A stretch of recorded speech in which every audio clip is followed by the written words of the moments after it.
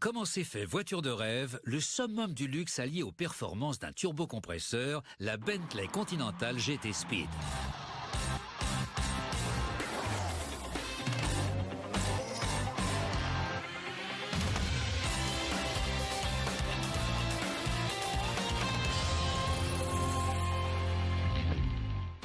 Après la Première Guerre mondiale, durant laquelle Walter Owen Bentley a construit le moteur du Sopwith Camel, il a commencé à travailler sur sa première voiture, une voiture conçue pour répondre à ses exigences de conducteur, d'ingénieur et de gentleman. Elle est exposée ici, dans l'usine de la compagnie, à Crewe, en Angleterre, tout comme cette légendaire Speed 6 portant ici le numéro 2 et construite en 1930. Elle fait partie d'une série de voitures ayant marqué l'histoire de l'automobile lors des célèbres 24 heures du Mans entre 1927 et 1930, remportant même la victoire en 1929. Mais la plus ancienne des voitures de ce musée est la première à avoir été construite par Bentley. Il s'agit de l'EXP2. La compagnie a mis au point 2 châssis expérimentaux entre 1919 et 1920, l'EXP1 et l'EXP2. Cette EXP2 a été utilisée pour la plupart des tests et des essais. C'est la plus ancienne des Bentley encore en vie, la première à avoir participé à une course et la première à en avoir gagné une. La Continental GT Speed permet à cette grande légende de l'automobile de rester dans l'air du temps tout en étant tournée vers l'avenir.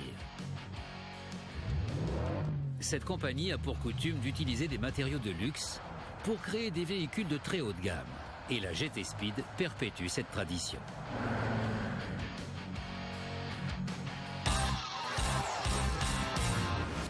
Même si les designers utilisent des logiciels pour développer leurs idées, au final, ils ont recours à un matériau plus traditionnel comme l'argile. Une maquette de la voiture grandeur nature permet aux designers de la visualiser en situation réelle. Ce modèle d'exposition montre les différentes couches de matériaux utilisées pour construire un modèle en argile. Une structure en contreplaqué, du polystyrène extrudé, de l'argile et de la peinture. Certaines pièces de la Continental GT Speed sont fabriquées ici en Irlande, dont le coffre et les ailes. Pour produire ces pièces, on utilise ces grandes feuilles d'aluminium. Chaque feuille est transportée dans une pièce à l'atmosphère contrôlée où elle est suspendue en l'air par des pinces reliées à un système de rails automatisé. Puis des robots pulvérisent un produit spécialement conçu pour lui permettre de résister à la chaleur du processus de formage.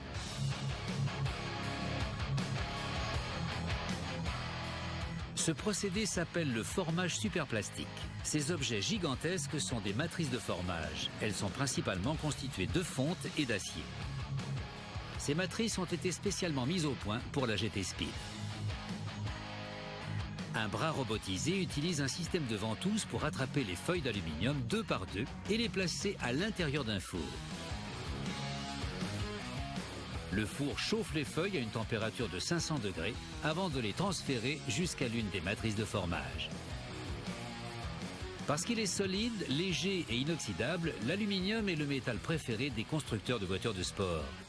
Mais il présente certaines difficultés techniques. Si on ne le plie pas assez, l'aluminium reprend sa forme de départ. Mais si on le plie trop, il risque de se fendre.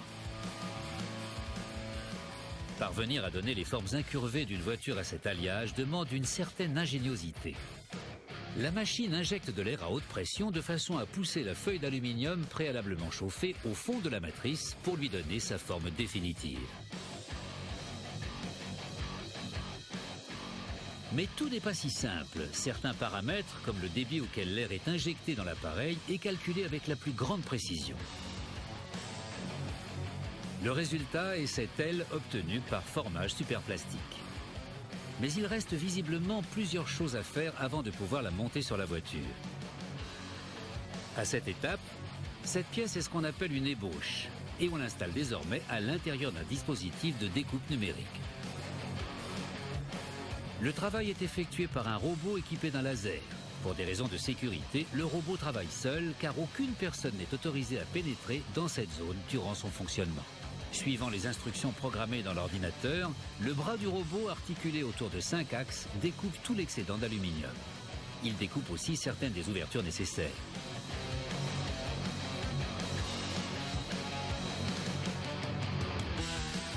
Une fois les pièces découpées, elles sont placées dans un autre appareil pour être refaçonnées.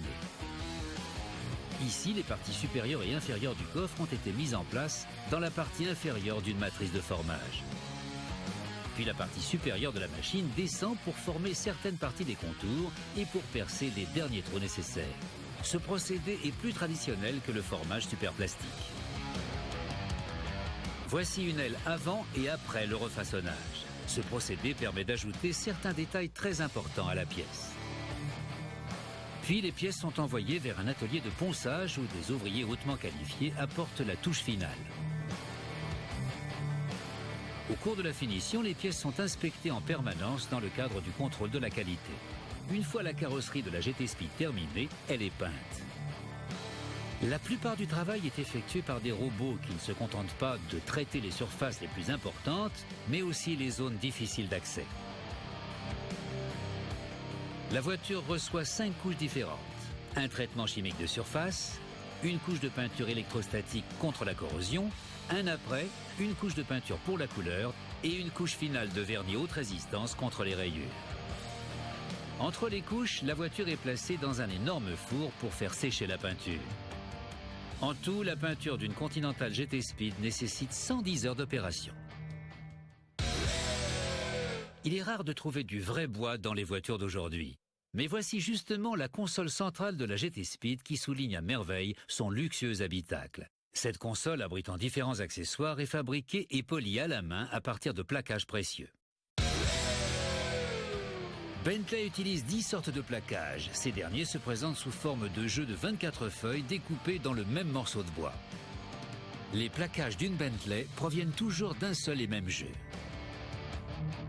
Les feuilles du paquet sont soigneusement superposées pour que les motifs du bois soient parfaitement alignés. Une fois alignés, on en retire une infime portion pour obtenir un contour net. Ceci est nécessaire pour préparer le plaquage à l'étape suivante. Ensuite, on ouvre un ensemble de 2 feuilles de façon à créer un motif symétrique. Puis on les colle avec du scotch de façon provisoire avant de les assembler à l'aide d'une machine à coudre. Cette machine fait une couture en zigzag à base de colle et non de fil pour maintenir les 2 feuilles de plaquage ensemble. La colle est projetée très rapidement sur le bois. Puis on les coud une deuxième fois pour s'assurer qu'elles sont bien collées. Cette couture à base de colle n'est pas faite pour assembler les feuilles de façon permanente. Son but est de les préparer à la prochaine étape. L'assemblage du bois est ensuite placé à l'intérieur d'une machine de découpe au laser. Cette machine possède une table aspirante qui permet de maintenir les feuilles bien à plat. Piloté par ordinateur, le laser exécute les découpes nécessaires.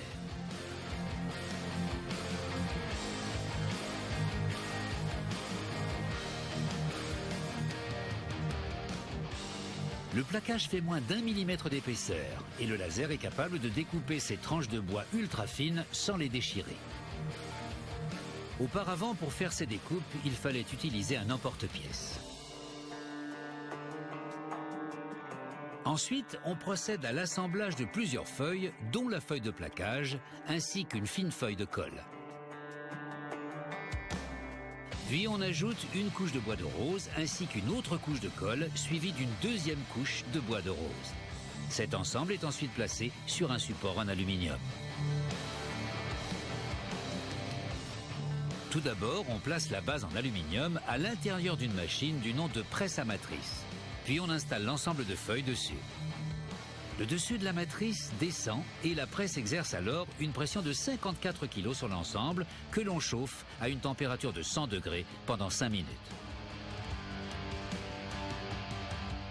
Le stratifié ainsi obtenu est ensuite inspecté avant de passer à l'étape suivante. Après le ponçage, la pièce subit un processus d'1 heure et demie pendant lequel elle reçoit 5 couches de laque. Cette laque nécessite ensuite 72 heures avant d'être complètement sèche. Puis on utilise une ponceuse pour rendre la surface la plus lisse possible.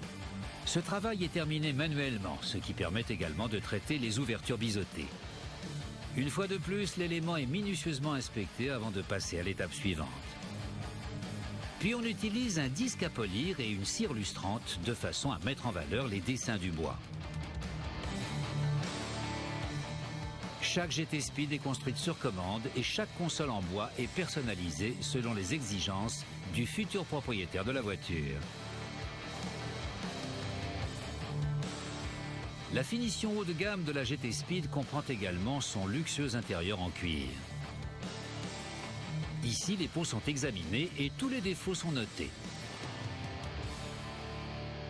Puis, la peau est scannée. Les marques vertes indiquent les défauts suffisamment mineurs pour utiliser quand même le cuir, mais seulement pour les parties non visibles de la sellerie. Les pièces sont ensuite découpées par une machine à commande numérique. Une fois découpées, les pièces de cuir sont détachées et on les pulvérise avec de l'eau savonneuse pour faire disparaître les traces de crayon. Puis elles sont transmises à une personne chargée de les regrouper en triant les pièces de cuir selon leur destination avant la prochaine étape. Tout se passe ici, où l'équipe des selliers est à pied d'œuvre. Il y a 7 ateliers de sellerie différents. Un exemple de l'attention que porte Bentley à certains détails est la façon dont le contour du volant est recouvert d'une seule pièce de cuir. Ça signifie que la pièce de cuir doit être découpée à la perfection pour épouser toutes les formes du volant. On commence par appliquer de la colle sur le volant à l'aide d'un pinceau, puis avec le plus grand soin, on étire le cuir en position finale. Bien sûr, la colle ne suffit pas à maintenir le cuir de façon durable. Chaque volant est ensuite cousu à la main. Une série de trous minuscules a été percée de chaque côté du cuir. Celui-ci est ensuite refermé par une surpiqûre. Le volant ne représente qu'une infime fraction de la sellerie en cuir de la GT Speed. Il faut 12 peaux de vache complètes pour confectionner l'intérieur d'un seul véhicule. Le volant, comme le reste de la voiture, est entièrement personnalisé. Et les clients ont le choix parmi une large variété de motifs et de couleurs. Une fois tout le travail de sellerie terminé, il ne reste plus qu'à monter ces éléments dans l'habitacle de la Bentley Continental GT Speed.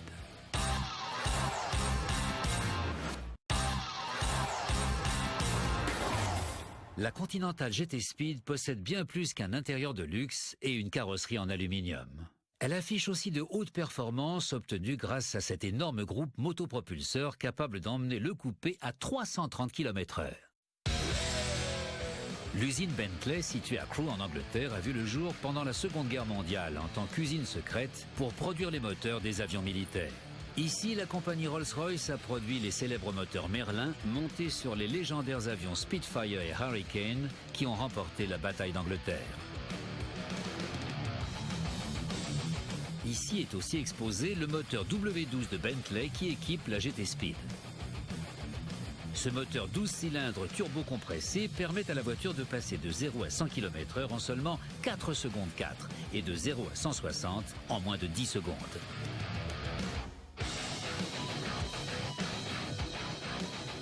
On commence l'assemblage du moteur en lubrifiant le vilebrequin avec de l'huile moteur, puis on prépare un piston. Ensuite, on aligne le vilebrequin, puis on insère le piston. Des guides sont montés au bout des pistons pour éviter d'endommager la chemise au moment du montage. La chemise est large de seulement 5 microns de plus que le piston lui-même. Une fois en place, le piston est fixé sur le vilebrequin. Une fois de plus, on fait tourner le vilebrequin pour installer le piston suivant. Puis on place un capot transparent au-dessus du piston venant d'être installé pour qu'aucune poussière ne vienne contaminer l'intérieur. Il s'agit d'un W12, donc il y a 12 pistons à installer. Les moteurs W et W12 doivent leur nom à la façon dont les cylindres sont disposés dans le moteur. À la différence des moteurs en ligne, à plat ou en V, cette conception permet d'obtenir des moteurs très compacts malgré le nombre important de cylindres.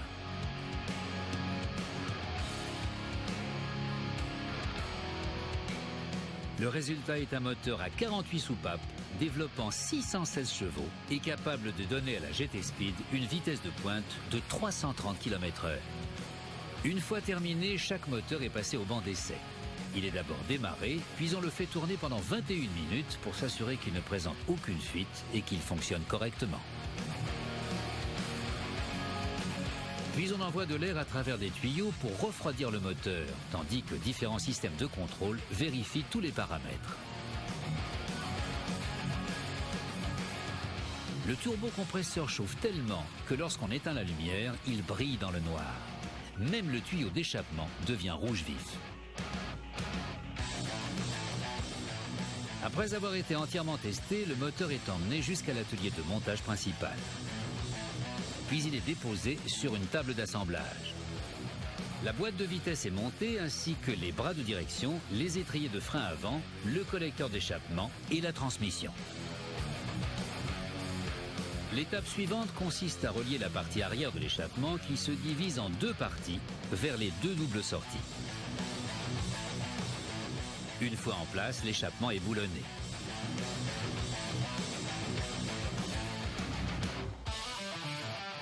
Puis c'est au tour de l'essieu arrière que l'on vient accoupler à l'arbre de transmission.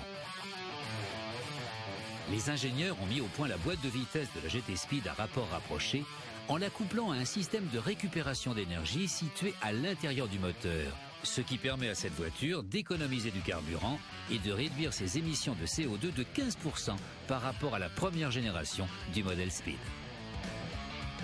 Le groupe motopropulseur est désormais complet et il est temps de terminer l'assemblage du reste de la GT Speed. La carrosserie de la Continental GT Speed a été construite, assemblée et peinte, et son habitacle a été entièrement recouvert de cuir. C'est l'heure de l'ultime union entre la caisse et le groupe motopropulseur de façon à terminer la voiture. Le vaste faisceau électrique de la voiture peut désormais être installé. Les câbles peuvent être raides et difficiles à manipuler. Alors afin de les assouplir, ils sont d'abord chauffés. Une fois installés, les câbles durcissent naturellement en refroidissant. Chaque voiture est traversée par près de 13 km de câbles. Puis on installe le tableau de bord recouvert de cuir. Comme le reste de la voiture, le tableau de bord est construit selon les goûts du client.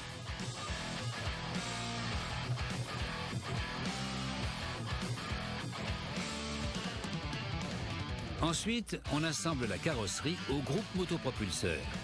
C'est lors de cette étape que la voiture devient une véritable voiture.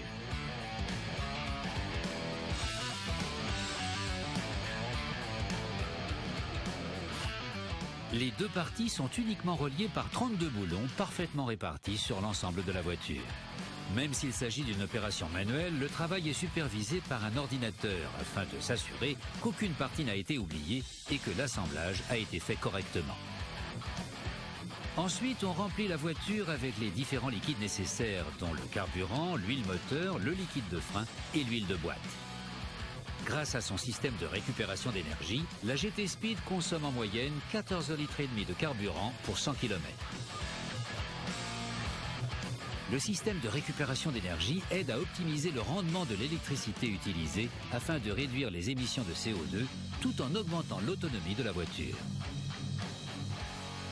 Puis on monte les ailes avant, suivies par la calandre. L'avant de la voiture fait partie intégrante de la signature de Bentley. Ses phares ronds, ses ailes courbées et sa calandre distinctive sont presque vieilles d'un siècle. Ces jantes en alliage à 10 bâtons ont été faites exclusivement pour cette voiture qui possède aussi une transmission à 4 roues motrices. Le différentiel distribue 60% de la puissance aux roues arrière et 40% aux roues avant, ce qui a pour effet de faciliter la prise de virage. Le freinage ne devrait pas non plus poser de problème grâce au disque ventilé de 405 mm de diamètre à l'avant et 335 à l'arrière.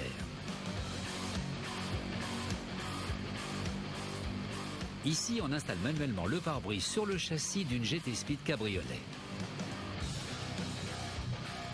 Ensuite, on assemble la partie que l'on appelle le tonneau. Il s'agit du panneau spécialement conçu pour abriter la capote de la voiture lorsqu'elle est repliée.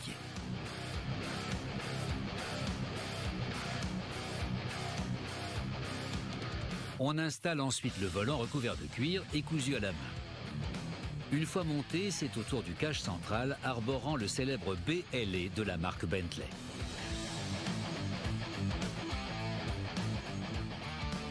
L'assemblage de la GT Speed est désormais terminé.